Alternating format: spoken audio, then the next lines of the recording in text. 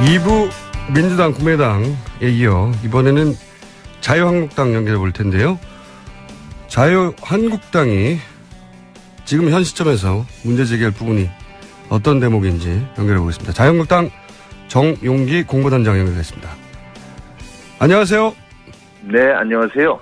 네, 저희가 어떤 대목이든 상관없다. 네. 예, 라고 열어놓고 지금 연결을 했습니다. 가장 먼저 화제로 삼고 싶으신 부분이 어떻습니까? TV 토론인가요?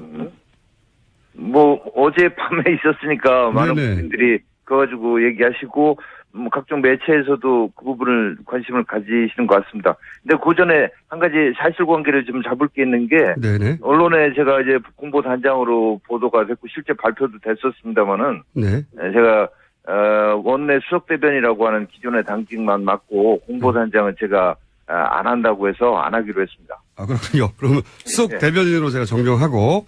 예. 자, 그러면 TV 토론 총평부터 해주십시오. 뭐 아무튼 첫 번째 TV 토론이기 때문에 홍준표라고 하는 사람이 어떤 사람인가라는 것을 유권자 국민들께 인식시키는 게 필요했는데 네. 그런 점에서 이제 뭐 안보, 그다음에 경제, 그다음 복지 이런 부분에서 보수 가치에 충실한 후보다라는 것을 보여줬고 그리고 모래시계 검사로서 또 정말로 서민으로 자라난 서민 대통령이다라고 하는 이 스토리 부분도 이렇게 국민들께 전달된 그래서 본인의 색깔 이거를 잘 전달한 그런 성공적인 TV 토론으로 평가를 합니다.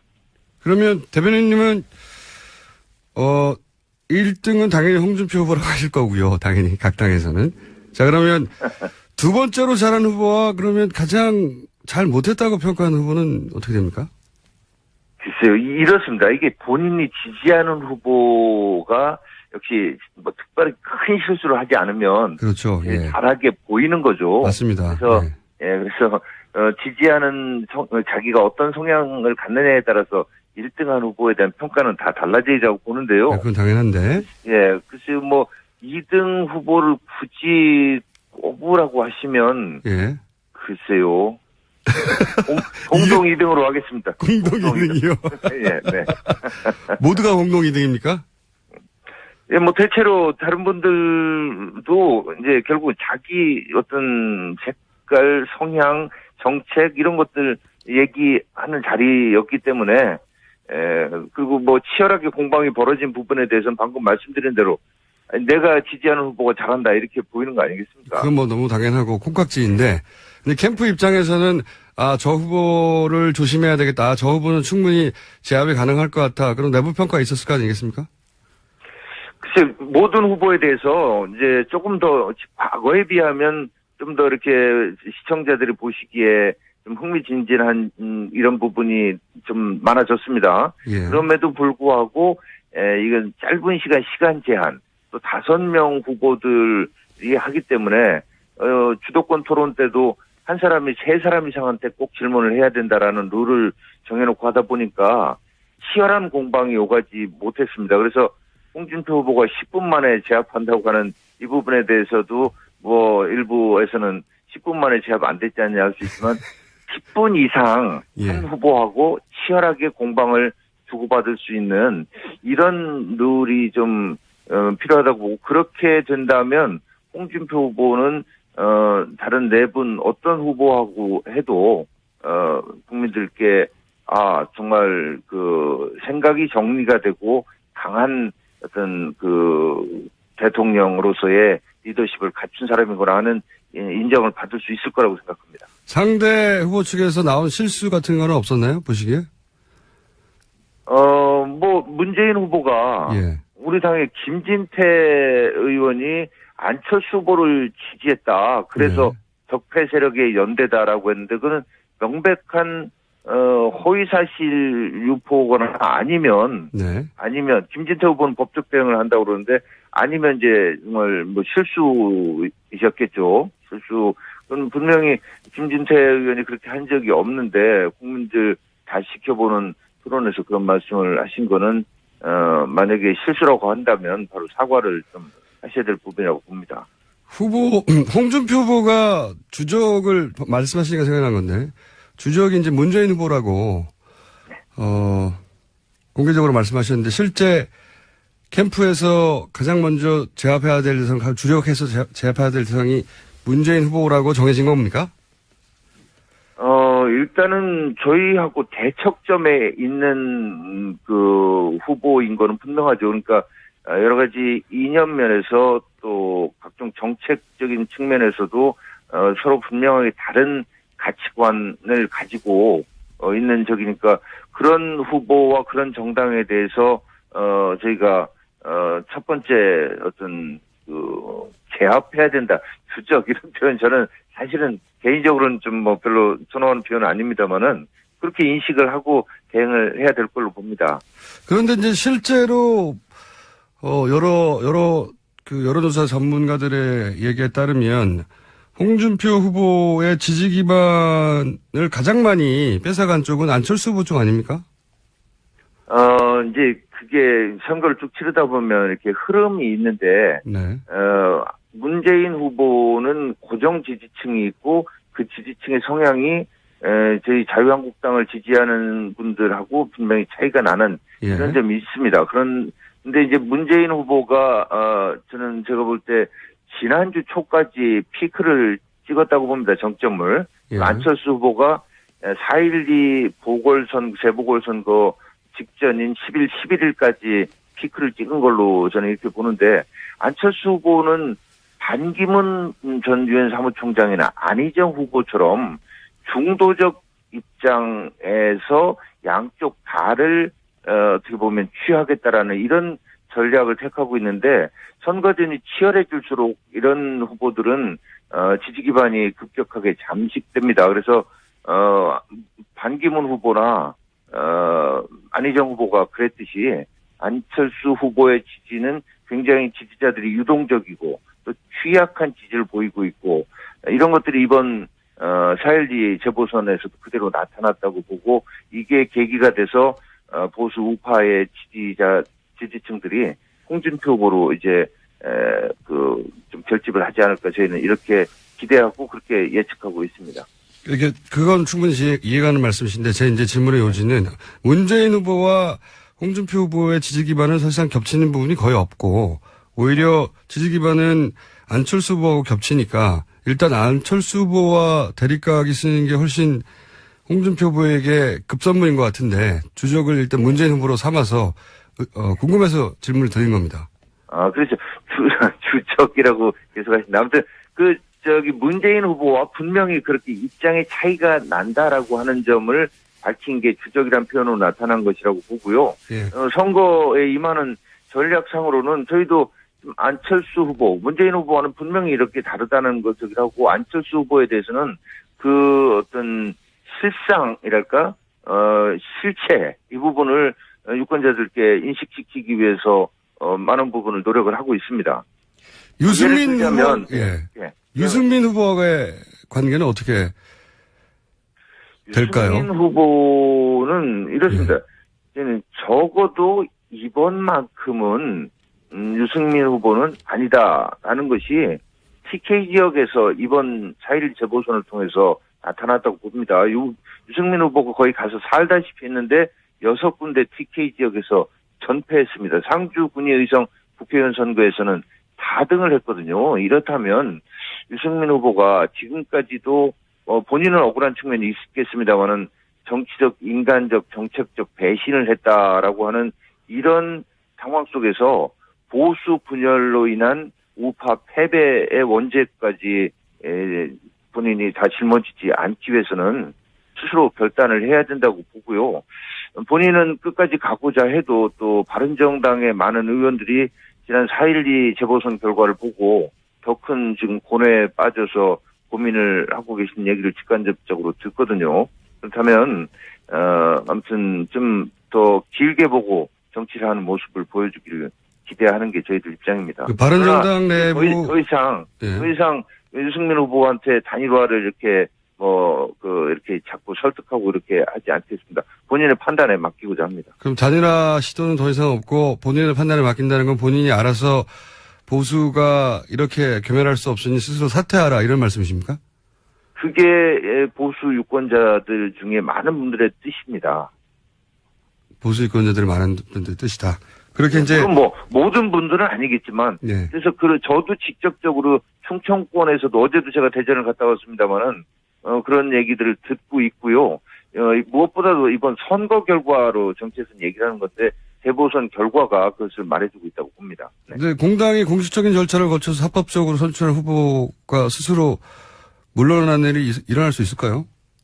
아니 그래서 그 후보 단일화를 통해서 과거에도 이제 이런 사퇴한 적이 있고 제가 지금 선례를 다 기억할 수는 없습니다만 제가 사퇴를 요구하는 것이 아니라요. 네. 본인 스스로 네. 현명하게 판단을 좀 하시는 것이 어떠신가 하는 정도의 말씀을 드리는 겁니다. 네. 저 시간이 다 돼서 한 가지만 더 여쭤보겠는데, 네. 저희가 이제 오늘까지는 후보 등록이 안 돼서 각 당의 후보 캠프에서 이제 인터뷰를 할 때, 절차적으로 형식적으로 균형을 갖추기 위해서 따로따로 연결하는데 다음에는 직접 스튜디오에 나와주시고 실시간으로 연결하는 거 어떠십니까? 불러주신다면 일단 영광입니다. 근데 이제 저희도 선거 국면이니까 일정이 맞으면 최선을 다해서 아무튼 저희 당의 입장을 청취자분들께 전해드리는 노력을 하겠습니다. 알겠습니다. 오늘은 여기까지만 하고요. 네. 다음에는 스튜디오 직접 모시거나 동시에 연결하거나 생동감 있게 한번 진행해 보겠습니다. 오늘 말씀 감사합니다. 네, 좋은 하루 되십시오. 네, 감사합니다. 지금까지 자유한국당, 저희가 공보단장이라고 소개드렸는데 수석 대변인, 정용기 수석 대변인이었습니다. 자, 바로 이어서 바른정당 지상욱 공보단장 전화 연결됐습니다. 안녕하세요. 네, 안녕하십니까. 네, TV토론 얘기부터 시작했으니까 TV토론 얘기부터 일단 해보죠. 총평을 해보신다면요? 그 전에 제가 참 우리 김어준 대표님을 좀 만나고 싶었습니다, 그동안. 잠깐 말씀드려도 되겠습니까? 그럼 직접 나오시지 그러셨습니까? 네. 아니, 언제 안 불러주셨잖아요. 제가 2011년 네. 서울시장 재보선 출마했을 때 네. 우리 김어준 정수께서 낙곰수에서 제가 이제 나경원 의원과 거래를 해가지고 밀어주고 서울 중구를 받는다고 했는데 기억나시죠? 잘 기억이 나지 않습니다. 예, 맞짱 토론 하자고 제안했는데. 맞짱 토론 제안하셨나요? 예, 그때 저한테 뭐라도 당선된 다음에 연락 달라고. 그래서 이제 내가 이제 국회의원 됐으니까 우리 한번 맞짱 토론 한번 하시고. 예. 그런 일이 없었습니다. 그래서 저하고 맞짱 토론 하실 일이랑 제가 출마 안 했기 때문에 그거는 다음 기회에 하기로 하고요. 예, 한번 꼭 그렇게 한번 해보고 싶었으니까 나중에 기회 한번 주십시오. 알겠습니다. 자, 그러면 그 어제 TV 토론에 대한 총평을 말씀드리자면 우리 유승민 후보의 능력의 크기, 소신과 철학의 깊이, 정치적 일관성이 완전히 드러난 지도자의 모습이 표출됐다.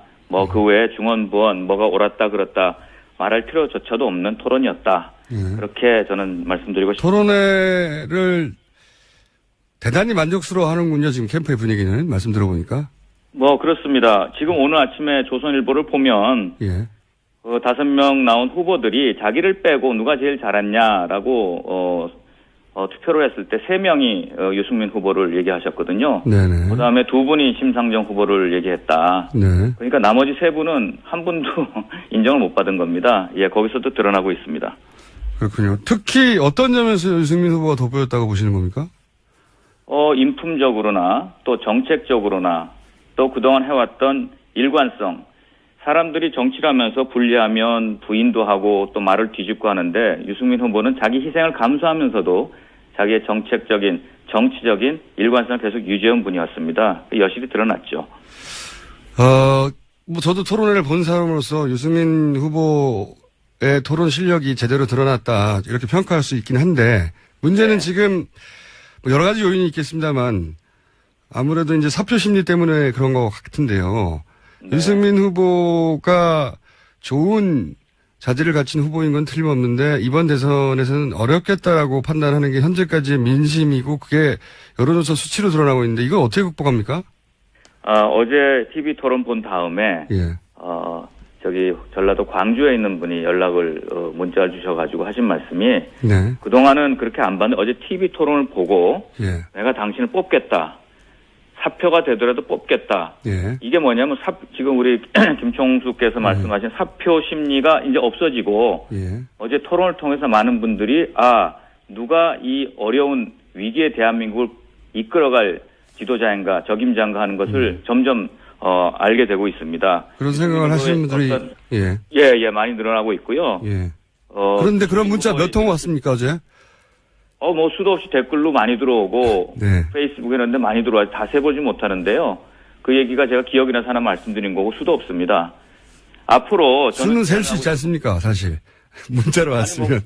아니 페이스북도 있고 인스타도 있고. 알겠습니다. 네. 트윗도 있고 그런 분위기가 있었다. 시간은 있었다는 거고 이 자리에서 제가 제안을 하고 싶은 거는 방송사에 네. 짧은 시간에 대통령을 뽑아야 되니까. 예.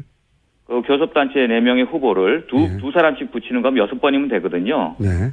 그래서 국민들한테 정말 누가 능력을 가진 그런 지도자인지 믿을 수 있는 지도자인지를 정말 알게 하는 그런 정말 기회를 줘서 정말 올바른 대통령을 뽑는 자리를 좀 해주시기를 부탁드립니다. 충분한 시간을 주고 1대1 토론을 각 후보끼리 붙도록 하자 이런 제안이시네요. 그렇죠. 4명에서 2분씩 뽑으면 6번이면 되거든요. 그러면 충분히 가능한 거죠. 유승민 후보 캠프에서 어제 토론을 본 이후에 저 후보가 생각보다 훨씬 약하다라고 지목한 후보가 있습니까?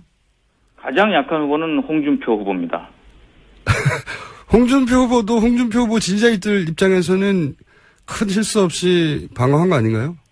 근데 홍준표 후보는요, 그동안 자기를 문재인 후보만 붙여주면 10분 안에 KO를 시키겠다고 얘기하셨는데요. 네. 많은 분들이 기자들도 그렇고 언론을 보면 오히려 KO를 시킨 게 아니라 10분 안에 나중에 나가 떨어졌다 이렇게 표현을 하고 있고요. 특히 어저께 제가 굉장히 실망했던 거는 세탁기 발언인데, 예. 뭐라 그럴까요? 5천만 국민을 세탁기에 놓고 돌린다 그랬습니다. 그래서 우리 유승민 후보가 세탁기에 들어갈 사람은 홍준표 후보 당신 아니냐 이렇게 질문했을 때 본인은 이미 들어갔다 왔다라고 표현하셨거든요. 형사 피고인으로 취급받는 그분이 들어갔다 온 세탁기인데 그거를 갖다가 모든 국민을 형사 피고인 취급하면서 세탁기 놓고 돌리겠다 하는 그 발상, 그건 촌철살인이 아니라 국민 인격살인이라고 저는 생각을 했습니다. 정말 놀랐습니다. 알겠습니다. 짧은 시간 내에 여러 후보를 동시 상대해야 되기 때문에 공략 대상이라고 할까요? 일단 저 후보의 지지층은 내가 뺏어야 되겠다거나 저 후보는 반드시 제압해야 되겠다거나 이런 전략이 있을 수 있지 않습니까? 지금 안철수 후보가 온탕 냉탕을 왔다 갔다 하면서 보수표를 좀 잠식해 갔습니다. 지금 그것 때문에 유승민 후보가 지금 그동안 고전을 한 건데 어제 보니까 안철수 후보가 아직 좀 준비가 덜 된 것 같고요. 특정 분야에만 좀 집중된 좁은 시야를 가지고 있더라고요. 그래서 지금 안철수 후보한테 간 표가 이런 토론회를 거치면서 누가 보수 적통인지, 누가 보수를 대변할 수 있는지, 누가 온건한 합리적인 중도 보수를 적임자인지 그게 드러나면 안철수 후보한테 간 표는 다 돌아올 거라고 봅니다. 지금 바람이 그동안 많이 불었는데 반기문에서 황교안, 황교안에서 안희정, 안희정에서 안철수 후보한테 갔는데요. 이제 마지막 바람은 안철수 후보에서 유승민으로 올 것이다. 그렇게 저는 확신합니다. 알겠습니다. 그런데 이제 그 바람이 유승민 후보에 오지 못한 이유 중에 하나가 유승민 후보의 그동안의 행보 때문이기도 하다 하는 지적도 있습니다. 예를 들어서 지금까지 TK 공략에 대단히 공을 들였고 배신자 이미지를 벗기 위해서 노력을 해야 하는데 사실 어제 토론회에서도 들어왔지만 유승민 후보가 가진 강점은 TK 이외 지역, 그 중도층에 어필할 수 있는 콘텐츠가 있는데 TK에 너무 갇혀 있었던 거 아니냐. 본인 스스로 그렇게 자신이 어필할 수 있는 지역을 이렇게 제한한 것이 남 탓을 할 게 아니라 네. 그 탓이 아니었냐 하는 지적은 내부에서는 없습니까? 지금 우리 김총수께서 조금 오해를 하시는 건데요. 예. 유승민 후보가 TK 공략에 집중한 것이 아니고요. 예.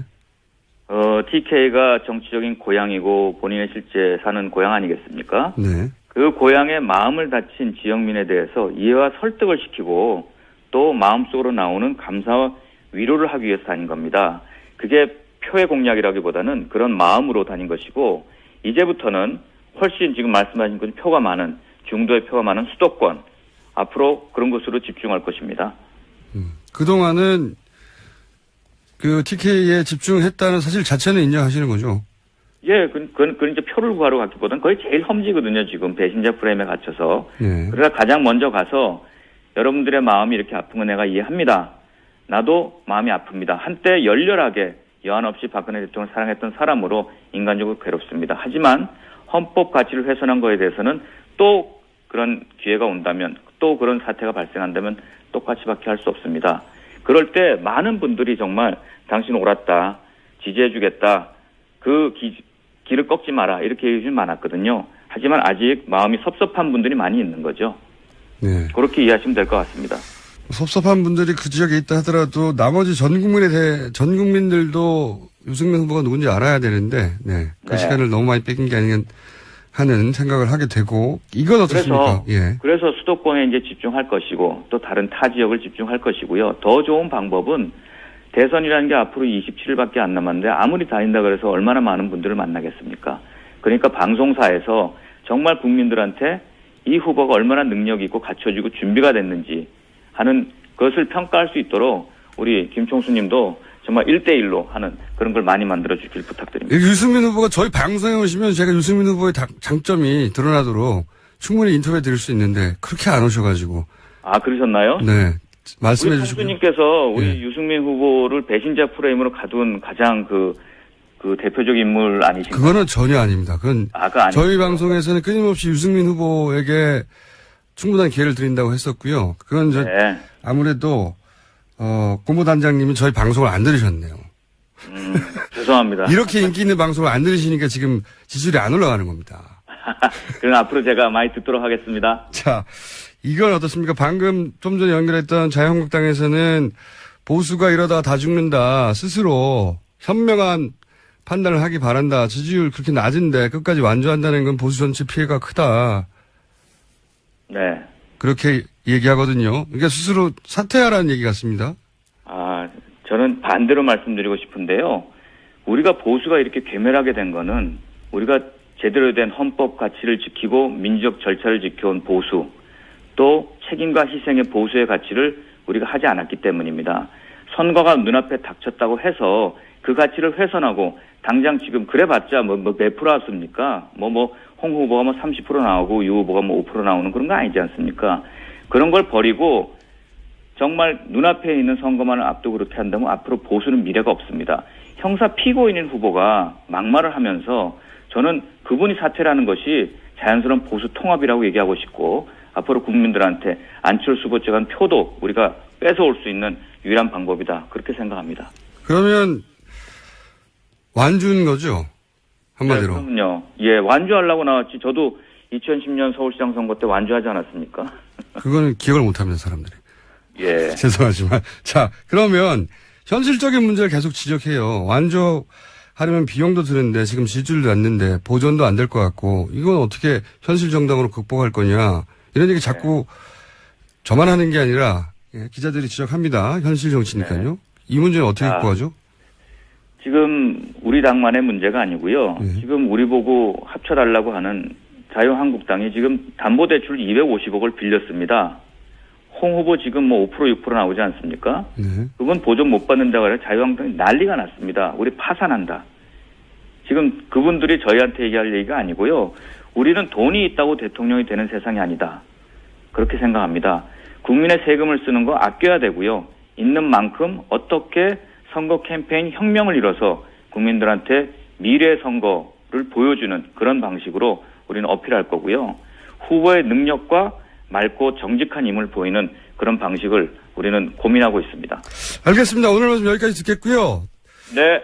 다음 주부터는 저희가 이제 후보 등록도 되는 만큼 1원칙은 스튜디오에서 그게 안 되면 동시 연결 이렇게 하겠습니다. 네.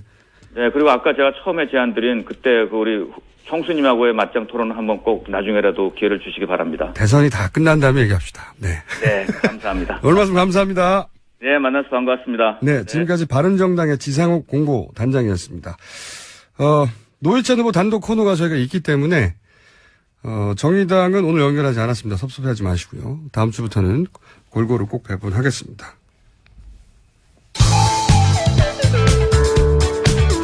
날이 좋아서, 날이 좋지 않아서, 날이 적당해서 홍장장과 함께한 모든 아침이 눈부셨다.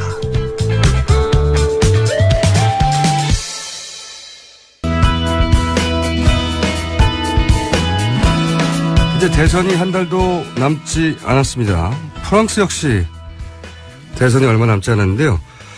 미국을 비롯해서 서구 사회의 정치 지형도 최근 급격하게 변하고 있죠. 해서 오늘은 프랑스 대선 한번 짚어볼까 합니다. 프랑스의 대표적인 신문이죠. 르몽드지의 아시아 특파원 메스메르 필립 씨 모셨습니다. 안녕하세요. 안녕하세요. 저기까지가 한국말의 전문인 것으로 저는 알고 있습니다. 자, 우선 자기소개부터 좀 부탁드립니다. 제 이름은 필립 메스메르고요. 한 15년 전부터 아시아 특파원으로 있습니다. 그래서 일본하고 한국 담당하고 있고요. 지금 현재 한국에 와 있는데 한국의 대선 관계를 취재하러 왔습니다. 한국 대선 이야기는 좀 이따 하기로 하고 프랑스 대선 얘기부터 먼저 해보죠. 프랑스 대선은 이제 1차 투표를 하고 거기서 과반이 없을 경우 결선 투표를 하는 것으로 알고 있는데 오는 4월 23일이 1차 투표일로 알고 있습니다. 현재까지 판세는 어떤지, 결선까지 갈 것 같은지 전망을 좀 소개해 주시죠. 지금까지 11명의 후보자가 있습니다. 근데 11명 중에서 50%를 넘는 후보가 없을 것으로 보이기 때문에 2차 결선 투표로 가는 것은 명백해 보입니다. 그래서 현재 어떤 후보가 2차 투표로 갈 것인가 판세를 보면은 대략적으로 프롱 나시오날이라고 하는 국민전선, 우리말로 국민전선인데요.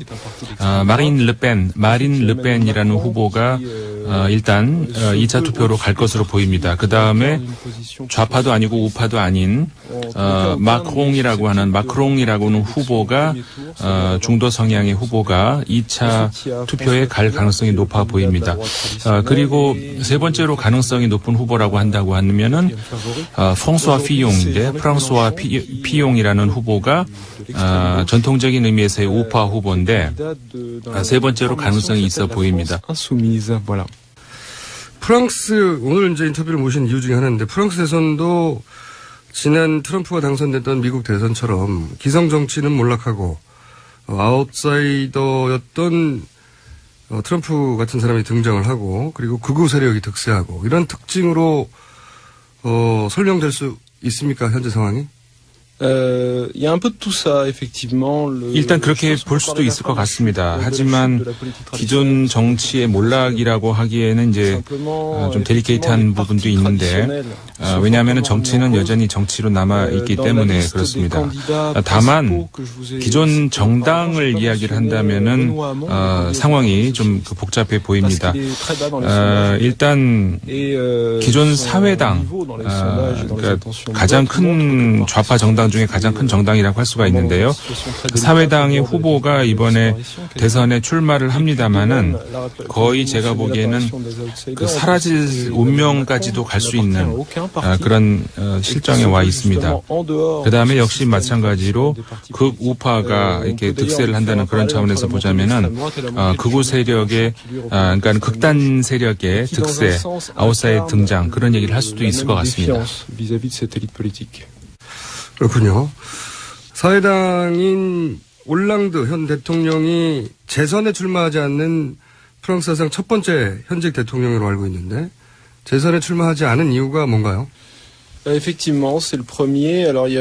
일단 첫 번째로 대통령으로 당선된 이후 계속해서 저조한 그 지지율에 시달렸는데 첫 번째 이유로 우리 볼 수 있는 것이 이 올랑드 대통령의 그 실업 문제에 대한 그 대책을 내놓지 못하고 실패한 것 그것을 들 수가 있고요. 그 다음에 이제 두 번째는 정치적인 문제가 되는데 이번에 대선을 통해서 사회당이 처음으로 그 프라이머리 방식을 적용을 했습니다. 그런데 이제 프라이머리에서 올랑드 대통령이 올라설 수 있을 것이라는 그런 확신이 없었기 때문에 그래서 이제 본인이 스스로 이제 포기한 것으로 그렇게 분석을 할 수가 있습니다. 이제 이런 것들이 전부 다 전체적으로 그 사회당의 어떤 그 실패 원인 이런 것들과 다 결부가 될 수 있습니다. 현직 대통령임에도 불구하고 당내 경선을 통과하지도 못할 것 같아서 아예 나오지 않았다. 이런 이야기군요. 자, 그러면 이제 그 다른 후보들 한번 잠깐 짚어보겠습니다. 극우 정당이고 오래된 극우 정당이죠. 국민전선. 유럽에서도 가장 유명한 극우 정당인데 국민전선은 이제 아버지 르펜 때부터 지속됐고 지금은 이제 딸 마린 르펜이 이끌고 있는데 지지율이 거의 1위, 2위를 달리고 있는 극우 정치인 중에서 서구사회 주요 국가 중에서 가장 높은 지지율을 보이는 극우 정당의 리더인데 당선 가능성은 어느 정도라고 보십니까? 국민전선 정당이 그 말씀하신 것처럼 지금 마린 르펜 후보의 아버지인 정마리 르펜이 이제 만든 당입니다. 1972년에 만들어져서 그 이후로 줄곧 대통령 선거에 항상 출마를 했고 지금까지 이어져 오고 있는데 그 전까지는 그 아버지인 장마리 르펜이 계속 출마를 했었고요. 그 다음인 2012년 선거부터 그 딸인 마린 르펜이 대통령 선거에 나오고 있습니다. 그런데 이번 선거에서 그 말씀하신 것처럼 1, 2위 여론조사에 따라서 1, 2위를 다투고 있는데 작년에 그 미국의 대선에서의 그 트럼프의 승리, 그 다음에 영국에서의 브렉시트 이런 것들을 봤을 때 예외적인 상황 이런 것들을 생각할 수가 있겠지만 제 생각에는 프랑스에서 마린 르펜이 대통령으로 당선될 가능성은 없다, 전무하다 이렇게 볼 수가 있을 것 같습니다. 프랑스 얘기는 여기까지 하고요. 현재 이제 15년째 일본에 거주하면서 아시아 특파를 하고 있기 때문에 이 소식도 잠깐 여쭤보고 싶은데 아베 총리의 최근 아키에 스캔들에 대해서는 어떻게 바라보고 있는지 궁금합니다. Comment expliquer ça? C'est un scandale qui 아베 총리와 그리고 이제 그 부인 아키에 여사의 그 스캔들 그 문제에 있어서 이제 몇 가지 또 볼 수가 있겠는데 일단 먼저 그 아베 총리 진영이 그 수정주의자들과 그 운동과 이제 밀접하게 연관이 있고 역시 극우 세력들과의 연관이 있는 건 사실입니다. 그 다음에 두 번째로 이제 하나를 보자면은 재정적 차원에서 이제 볼 수가 있는데 그러니까는 고급 공무원들하고 그다음에 정치인들 사이에서의 어떤 그 부적절한 그런 스캔들 그런 것에서 연유해서 그렇게 됐다고 볼 수가 있습니다. 수정주의라고 하면 이제 일본의 역사 수정주의에 대한 이야기겠죠. 네.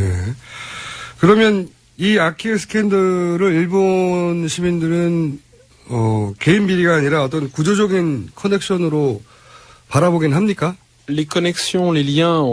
일본에도 우리 한국에도 많이 있는 것처럼 극우 세력들이 있습니다. 많이 있는데 특히 이제 이번에 그 아베 총리와 관련해서 어떤 이런 스캔들 이런 것들을 봤을 때 일본의 그 호텔 이제 체인이 있는데 아파 호텔이라고 하는 이 여기에 그 회장이 그 위안부 문제라든가 이런 문제에 있어서 굉장히 그 부적절한 그런 발언들을 하고 있는 그런 게 있는데 그러니까는 이 사람하고 그 아베 총리하고도 굉장히 이제 가까운 그런 이제 관계로 이제 알려져 있습니다. 그래서 아까 말씀드린 것처럼 그런 그 고급 공무원, 그다음에 정치인들, 그다음에 이런 사기업들 사이에서의 어떤 커넥션 이런 것들이 그 일본 국민들은 좀 이런 것에 대해서 어쨌든 좀 이렇게 비웃음을 이렇게 보고 그렇게 그런 걸 가지고도 있는데 일본인들이 그런 것에 큰 관심을 가지고 있는 것 같지는 않습니다. 전반적으로 비웃는 분위기긴 한데 이게 큰 관심까지는 없는 걸로 보여진다. 그럼 최순실 스캔들로 얘기를 넘겨볼게요. 한국 치도 오래 해왔으니까. 그러니까 한국에서 이제 최순실 스캔들로 결국은 박근혜 전 대통령이 파면됐고 현재는 구속 수감돼 있어요. 그래서 박정희 패러다임의 종말이다 이런 한국 내에서의 평가가 있는데 아시아를 15년간 취재해왔던 프랑스인으로서 최근 한국의 최순실 스캔들 그리고 박근혜 전 대통령의 파면과 수감에 대해서는 어떻게 평가하시는지? 박근혜 대통령의 퇴진으로 인해서 그 한 시대의 종말이 온 것이다 이렇게 볼 수가 있고요.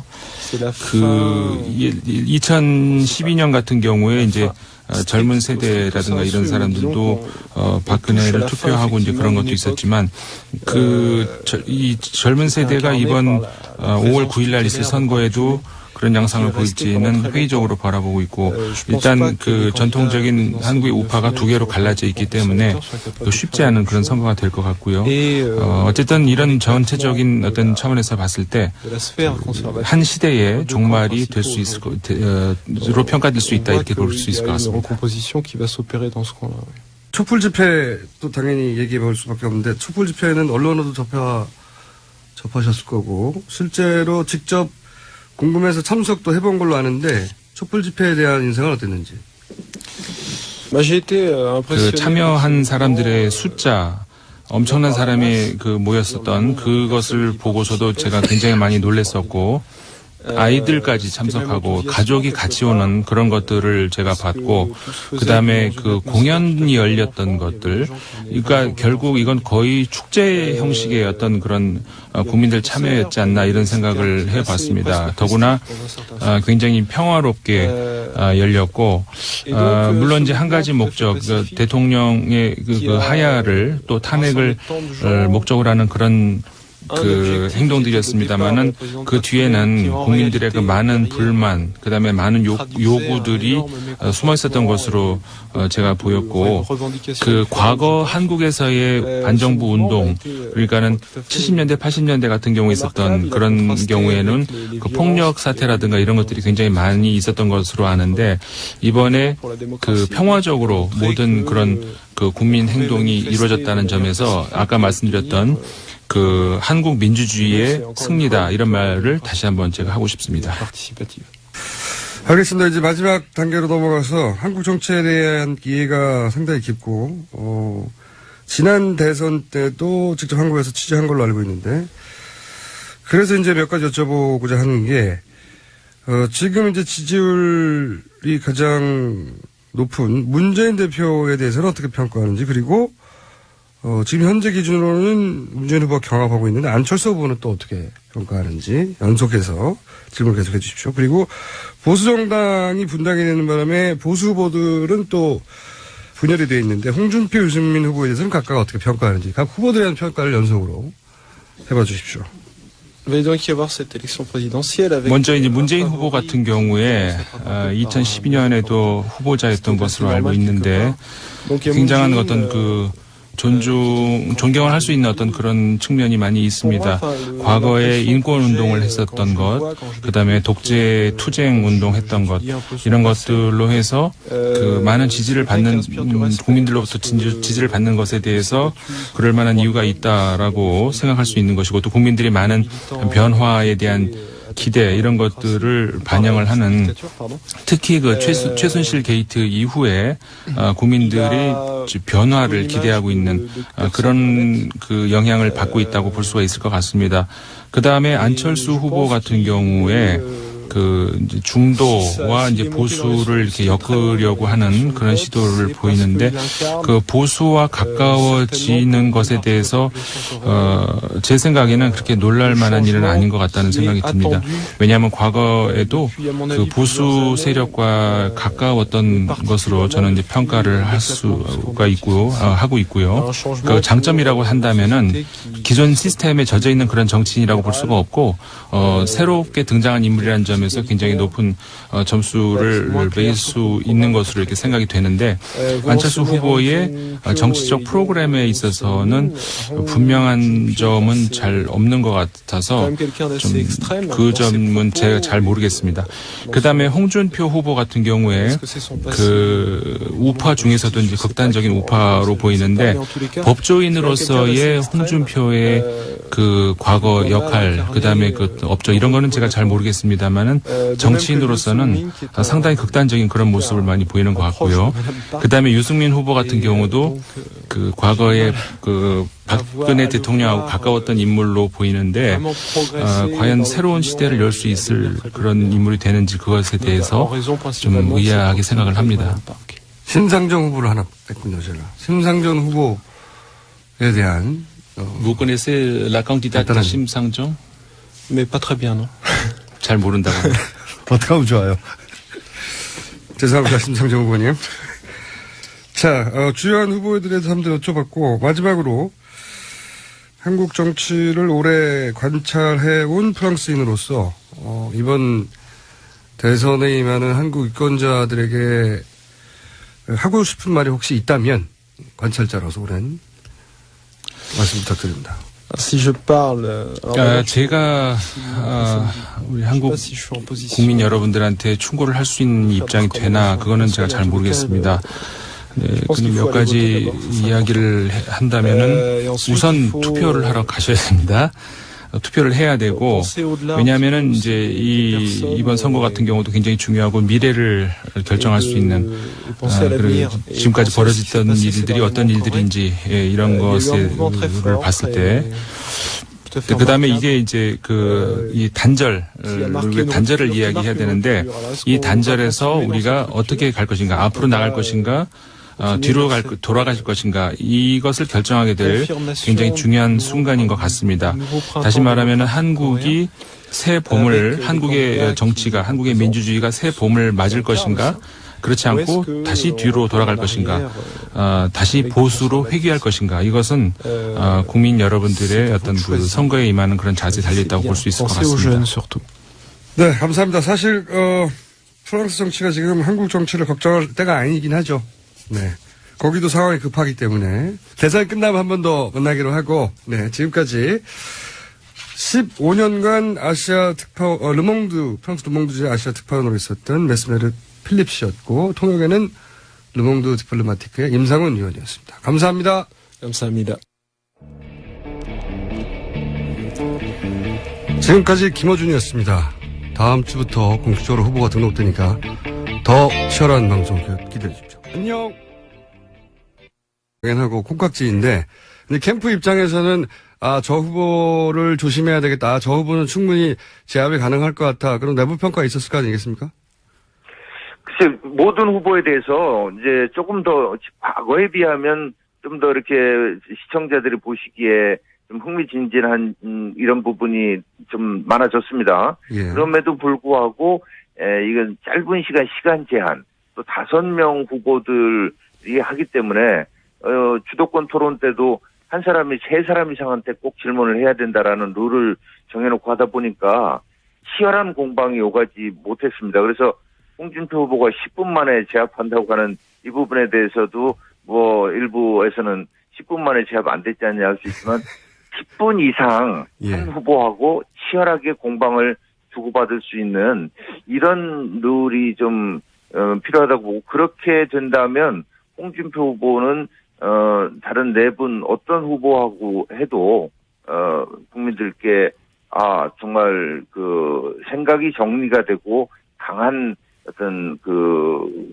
대통령으로서의 리더십을 갖춘 사람이구나 하는 인정을 받을 수 있을 거라고 생각합니다. 상대 후보 측에서 나온 실수 같은 거는 없었나요? 보시기에?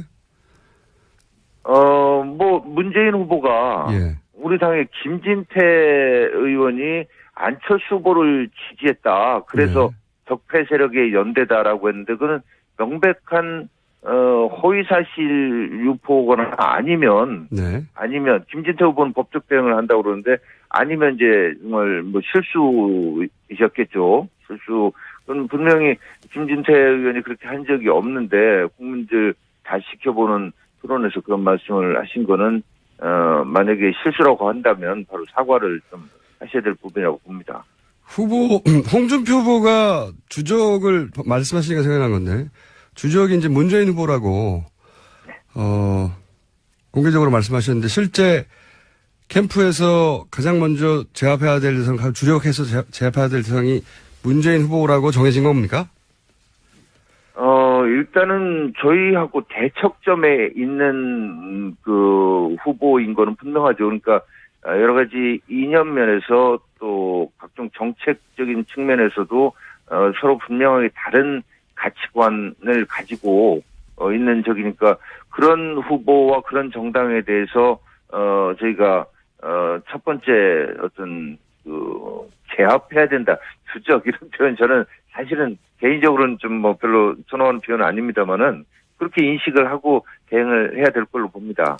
그런데 이제 실제로 여러 여론조사 전문가들의 얘기에 따르면 홍준표 후보의 지지 기반을 가장 많이 뺏어간 쪽은 안철수 후보 쪽 아닙니까? 이제 그게 선거를 쭉 치르다 보면 이렇게 흐름이 있는데, 네. 문재인 후보는 고정 지지층이 있고 그 지지층의 성향이 저희 자유한국당을 지지하는 분들하고 분명히 차이가 나는 예. 그런 점이 있습니다. 근데 이제 문재인 후보가, 저는 제가 볼 때 지난주 초까지 피크를 찍었다고 봅니다. 정점을. 예. 안철수 후보가 4.12 재보궐선거 직전인 10일, 11일까지 피크를 찍은 걸로 저는 이렇게 보는데, 안철수 후보는 반기문 전 유엔 사무총장이나 안희정 후보처럼 중도적 입장에서 양쪽 다를 어떻게 보면 취하겠다라는 이런 전략을 택하고 있는데, 선거전이 치열해질수록 이런 후보들은 지지 기반이 급격하게 잠식됩니다. 그래서 반기문 후보나 안희정 후보가 그랬듯이 안철수 후보의 지지는 굉장히 지지자들이 유동적이고 또 취약한 지지를 보이고 있고, 이런 것들이 이번 4.12 재보선에서도 그대로 나타났다고 보고, 이게 계기가 돼서 보수 우파의 지지층들이 홍준표 후보로 이제 좀 결집을 하지 않을까 저희는 이렇게 기대하고 그렇게 예측하고 있습니다. 그건 충분히 이해가는 말씀이신데, 제 이제 질문의 요지는 문재인 후보와 홍준표 후보의 지지 기반은 사실상 겹치는 부분이 거의 없고, 오히려 지지 기반은 안철수 후보하고 겹치니까 일단 안철수 후보와 대립각이 쓰는 게 훨씬 홍준표 후보에게 급선무인 것 같은데, 주적을 일단 문재인 후보로 삼아서 궁금해서 질문을 드린 겁니다. 그렇죠.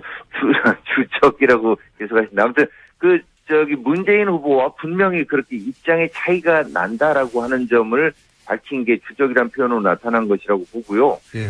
선거에 임하는 전략상으로는 저희도 안철수 후보, 문재인 후보와는 분명히 이렇게 다르다는 것을 하고, 안철수 후보에 대해서는 그 어떤 실상이랄까, 실체, 이 부분을 유권자들께 인식시키기 위해서 많은 부분을 노력을 하고 있습니다.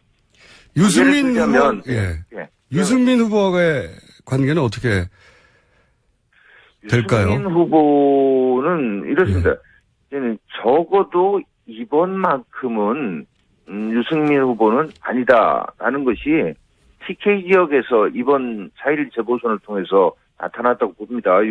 유승민 후보가 거의 가서 살다시피 했는데 6군데 TK 지역에서 전패했습니다. 상주 군의의성 국회의원 선거에서는 4등을 했거든요. 이렇다면 유승민 후보가 지금까지도 본인은 그런 얘기부터 일단 해보죠. 총평을 해보신다면요? 그 전에 제가 참 우리 김어준 대표님을 좀 만나고 싶었습니다. 그동안. 잠깐 말씀드려도 되겠습니까? 그러면 직접 나오시지 그러셨습니까? 네. 아니, 언제 안 불러주셨잖아요. 제가 2011년 네. 서울시장 재보선 출마했을 때 네. 우리 김호순 총수께서 낙곰수에서 제가 이제 나경원 의원과 거래를 해가지고 밀어주고 서울 중구를 받는다고 했는데 기억나시죠? 잘 기억이 나지 않습니다. 예, 맞짱 토론 하자고 제안했는데. 맞짱 토론 제안하셨나요? 예, 그때 저한테 뭐라도 당선된 다음에 연락 달라고. 그래서 이제 내가 이제 국회의원 됐으니까 우리 한번 맞짱 토론 한번 하시고. 예. 그런 일은 없었습니다. 그래서 저하고 맞짱 토론 하시려면 제가 출마 안 했기 때문에 그거는 다음 기회에 하기로 하고요. 예, 한번 꼭 그렇게 한번 해보고 싶었으니까 나중에 기회 한번 주십시오. 알겠습니다. 자, 그러면 그 어제 TV 토론에 대한 총평을 말씀드리자면 우리 유승민 후보의 능력의 크기, 소신과 철학의 깊이, 정치적 일관성이 완전히 드러난 지도자의 모습이 표출됐다. 뭐 그 외에 중언부언 뭐가 옳았다 그렇다 말할 필요조차도 없는 토론이었다. 그렇게 저는 말씀드리고 싶습니다. 토론회를 대단히 만족스러워하는군요. 지금 캠프의 분위기는 말씀 들어보니까. 뭐 그렇습니다. 지금 오늘 아침에 조선일보를 보면 예. 5명 나온 후보들이 자기를 빼고 누가 제일 잘했냐라고 투표를 했을 때 3명이 유승민 후보를 얘기하셨거든요. 네네. 그다음에 2분이 심상정 후보를 얘기했다. 네. 그러니까 나머지 3분은 한 분도 인정을 못 받은 겁니다. 예, 거기서도 드러나고 있습니다. 그렇군요. 특히 어떤 점에서 유승민 후보가 돋보였다고 보시는 겁니까? 인품적으로나 또 정책적으로나 또 그동안 해왔던 일관성. 사람들이 정치를 하면서 분리하면 부인도 하고 또 말을 뒤집고 하는데 유승민 후보는 자기 희생을 감수하면서도 자기의 정치적인 일관성을 계속 유지한 분이었습니다. 여실히 드러났죠. 뭐 저도 토론회를 본 사람으로서 유승민 후보의 토론 실력이 제대로 드러났다 이렇게 평가할 수 있긴 한데 문제는 지금 뭐 여러 가지 요인이 있겠습니다만 아무래도 이제 사표 심리 때문에 그런 것 같은데요. 네. 유승민 후보가 좋은 자질을 갖춘 후보인 건 틀림없는데 이번 대선에서는 어렵겠다라고 판단하는 게 현재까지의 민심이고 그게 여론조사 수치로 드러나고 있는데 이걸 어떻게 극복합니까? 어제 TV 토론 본 다음에 예. 전라도 광주에 있는 분이 문자를 주셔가지고 하신 말씀이 네. 그동안은 그렇게 안 봤는데 어제 TV 토론을 보고 예. 내가 당신을 뽑겠다. 사표가 되더라도 뽑겠다. 예. 이게 뭐냐면 지금 우리 김총수께서 말씀하신 사표 심리가 이제 없어지고 예. 어제 토론을 통해서 많은 분들이 2부 민주당 국민의당에 이어 이번에는 자유한국당 연결해 볼 텐데요. 자유한국당이 지금 현 시점에서 문제 제기할 부분이 어떤 대목인지 연결해 보겠습니다. 자유한국당 정용기 공보단장 연결했습니다. 안녕하세요. 네, 안녕하세요. 네, 저희가 어떤 대목이든 상관없다. 네. 예, 라고 열어놓고 지금 연결을 했습니다. 가장 먼저, 화제로 삼고 싶으신 부분이 어떻습니까? TV 토론인가요? 뭐, 어젯밤에 있었으니까 많은 네네. 분들이 그거 가지고 얘기하시고, 뭐 각종 매체에서도 그 부분을 관심을 가지시는 것 같습니다. 근데 그 전에 한 가지 사실관계를 좀 잡을 게 있는 게 네네. 언론에 제가 이제 공보단장으로 보도가 됐고 실제 발표도 됐었습니다만은 네. 제가 원내 수석대변이라고 하는 기존의 당직만 맡고 공보단장은 제가 안 한다고 해서 안 하기로 했습니다. 아, 그렇군요. 그러면 수석 예. 대변인으로 제가 정정하고. 예. 자, 그러면 TV 토론 총평부터 해주십시오.